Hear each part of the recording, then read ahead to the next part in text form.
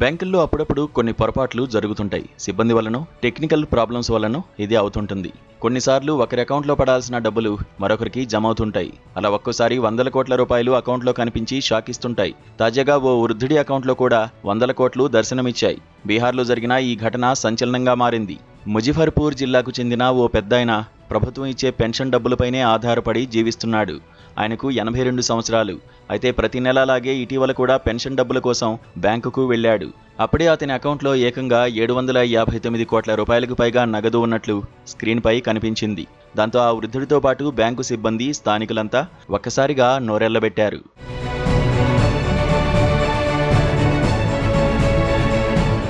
ముజఫర్పూర్కు చెందిన 82 ఏళ్ల కమేశ్వర్ మిశ్రా వృత్తిరీత్యా ఒక కవి. ఆయన తన వృద్ధాప్య పెన్షన్ డబ్బులు విత్డ్రా చేసుకునేందుకు సమీపంలోని కామన్ సర్వీస్ సెంటర్కు వెళ్లారు. ఆయనతో పాటు వికలాంగుల పెన్షన్ తీసుకునేందుకు ఆయన కుమారుడు కూడా వెళ్లారు. పెన్షన్ డబ్బులు చేతికందిన తర్వాత మిశ్రా సరదాగా తన అకౌంట్ బ్యాలెన్స్ ఎంతో చూడమన్నారు. స్క్రీన్పై ఏకంగా 759 కోట్ల 69,51,951 రూపాయలు ఉన్నట్లు కనిపించడంతో ఆపరేటర్ షాక్ అయ్యాడు. ఆ అనుమానంతోనే కొడుకు అకౌంట్ కూడా చెక్ చేయగా అందులోనూ దాదాపు ఇంతే మొత్తం ఉంది. తండ్రి కొడుకుల ఖాతాల్లో కలిపి ఏకంగా 1,500 కోట్ల రూపాయలకు పైగా బ్యాలెన్స్ చూపించడంతో ఆ పల్లెటూరులో పెద్ద అలజడి రేగింది. తన ఖాతాలోకి అంత భారీ మొత్తం రావడంపై కమేశ్వర్ మిశ్రా వెంటనే స్పందించారు. తన అకౌంట్లోకి ఇంత భారీ మొత్తం ఎలా వచ్చిందో అస్సలు అర్థం కావడం లేదన్నారు. ఇందులో ఏదో పెద్ద పొరపాటు జరుగుంటుందని, ఈ విషయాన్ని అధికారుల దృష్టికి తీసుకువెళ్లాలనే ఉద్దేశంతోనే బహిరంగంగా చెబుతున్నట్లు ఆయన స్పష్టం చేశారు.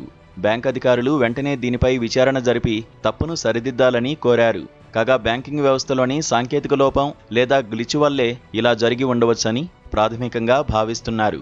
ఈ ఘటనపై బ్యాంకు నుంచి ఇంకా ఎలాంటి అధికారిక స్పందన రాలేదు. రాత్రికి రాత్రే తండ్రి కొడుకులను బిలీనియర్లుగా చేసిన ఈ విచిత్ర గ్లిచ్ ప్రస్తుతం దేశవ్యాప్తంగా హాట్ టాపిక్గా మారింది. నెటిజన్లు ఈ ఘటనపై రకరకాలుగా కామెంట్స్ పెడుతున్నారు. ఇంత డబ్బు పడ్డాక ఒక్కసారిగా కోటీశ్వరులయ్యారని డబ్బును వాడేసుకోవచ్చుగా అంటున్నారు. ఇంకొందరేమో అలా చేస్తే లీగల్ సమస్యలను ఎదుర్కోవాల్సి వస్తుందని సూచిస్తున్నారు.